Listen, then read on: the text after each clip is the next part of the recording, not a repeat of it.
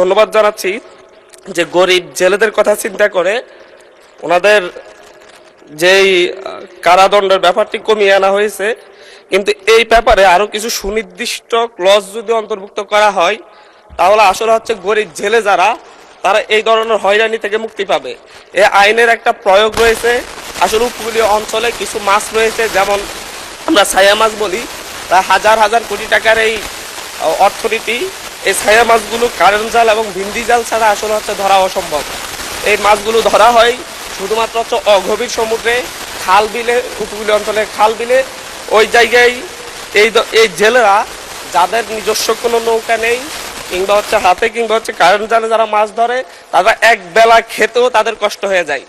বিভিন্ন ক্ষেত্রে দেখা যাচ্ছে হচ্ছে এই ধরনের মাছের যে ব্যবসাটি, এ ব্যাপারে যদি স্পেসিফিক করে দেওয়া হয় যে ভেলা নৌকায় মাছ ধরলে, ভেলা নৌকায় এই জাল ব্যবহার করলে কিংবা হচ্ছে অগভীর সমুদ্রে ব্যবহার করলে কি ধরনের শাস্তি হবে, কিংবা ডাবল ইঞ্জিন অথবা হচ্ছে বড় নৌকায় করে ব্যাপক হারে মৎস্য নিধনে কি ধরনের সাজা হবে, যে জেলেদের ব্যাপারে এখানে একটা আইনে এক্সটেন্ড টু 5 লাখ জরিমানার কথা বলা হয়েছে।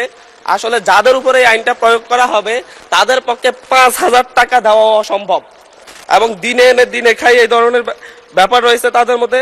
পাশাপাশি এই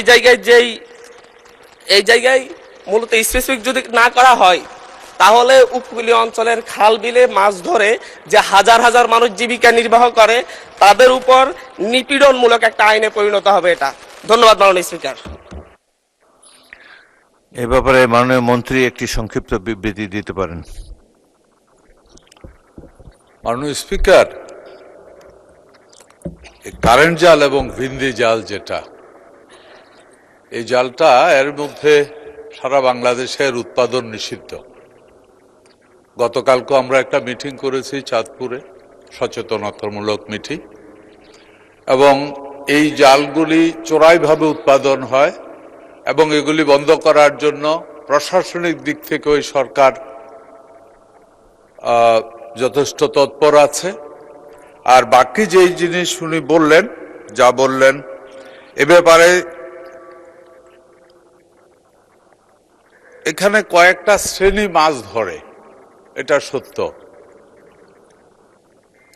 এই জায়গাতে যারা কারেন্ট জাল এবং ভিন্দি জাল যেটা, এটা কিন্তু নৌকাতে না, এটা কম পানিতে স্রোতের এগেনিস্টে বসানো হয় এবং ওখান থেকে মাছটা ধরা হয়। এবং এই কারণে বিশেষ করে এই কারেন্ট জাল এবং ভিন্দি জালের সমস্যা হলো এটায় ছোট মাছ বড় মাছ সমস্ত মাছ নষ্ট হয়, এবং এর ভিতরে যদি একবার বেজে যায় ওই মাছ আর নতুন করে সারভাইভ করার কোনো ক্ষমতা থাকে না, কারণ নিঃশ্বাস বন্ধ হয়ে যায়। আর বাকি যেটা আছে এখানে নৌকাতে, বড় নৌকাতে এটার এই ধরনের জাল বাওয়া হয় না, ছোট নৌকা দিয়েই এই কারেন্ট জাল এবং ভিন্দি জাল দেওয়া হয়। আর সমুদ্রের মধ্যে যে কম ডেপথের পানিতে যেই মাছের কথা বলা হয়েছে, এটা মেনলি ভিন্দি জাল। এই জালটা আরো খারাপ। এটায় আপনার মাটির, নর্মালি তো ছোট মাছ পোনাগুলি মাটির মধ্যে টাচে থাকে, ওই জাল টেনে এটাকে তোলা হয়। এতে করে যা হয়, যেই মাছ ওই চাষির মৎস্যর আহরণ করবে তার প্রয়োজন, এক্সকিউজ মি মাননীয় স্পিকার, ওই যার প্রয়োজন ওইটা সে নেয়, বাকি যেই মাছের ছোট ছোট পোনাগুলি যেটা একদিন অনেক বড় হবে ওই পোনাগুলি মেরে ফেলে। এই কারণে এই জালগুলিকে সম্পূর্ণভাবে নিষিদ্ধ করার ব্যবস্থা করা হয়েছে এবং ওই জালগুলি উৎপাদনও বন্ধ করা হয়েছে। মাননীয় স্পিকার, এর মধ্যেও যদি মাননীয় স্পিকার আপনি মনে করেন এটা আলোচনার প্রয়োজন আছে, অবশ্যই এই আইন মানুষের কল্যাণে,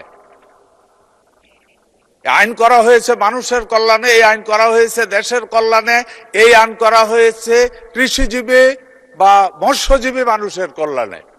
এই আইন কোনোদিনই অকল্যাণের জন্য তৈরি হতে পারে না, কোনো মানুষের অকল্যাণে তৈরি হতে পারে না। মাননীয় স্পিকার, আপনি যদি মনে করেন এটা নিয়ে আলোচনা হতে পারে, সময় নিয়ে আলোচনা করতে পারেন, আমাদের কোনো আপত্তি নেই। মাননীয় স্পিকার, ও জরিমানা যেটা ও 5,000 টাকা জরিমানাটা যেটা মাননীয় স্পিকার, এই জরিমানার ব্যাপারে যেটা আছে, অ্যাকচুয়ালি কালকেও এটা নিয়ে কাজ হয়েছে। এই জরিমানাটাই হলো থামানোর একমাত্র উপায়। এটা জরিমানা সরকারের আয় না মাননীয় স্পিকার, জরিমানা তাকে নিরুৎসাহিত করার জন্য এই জরিমানাটা।